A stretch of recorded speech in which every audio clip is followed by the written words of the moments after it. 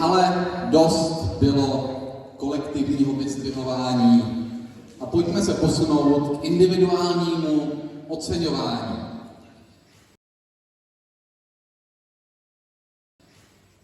Připravili jsme se k předání 2 ocenění.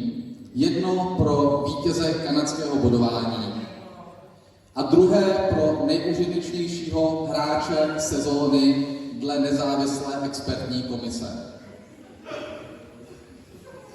Vítězem kanadského bodování se stal s 28 body ve 24 zápasech za 19 gólů vstřelených a 9 asistencí přidaných Mikuláš Vaškový. Poprosím Mikuláše.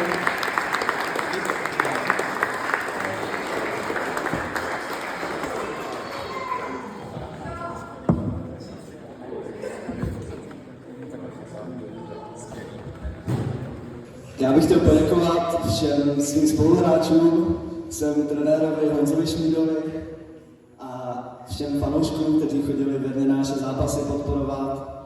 A neskutečně mi k tomu pomohli mý spoluhráči, kteří mě celou sezónu podporovali, jak herně, asistencemi, tak emocionálně mi pomáhali, i když se občas nedařilo, prohrávali jsme zápasy, podporovali mě, stále furt za mnou a toho se neskutečně vážím, takže děkuju.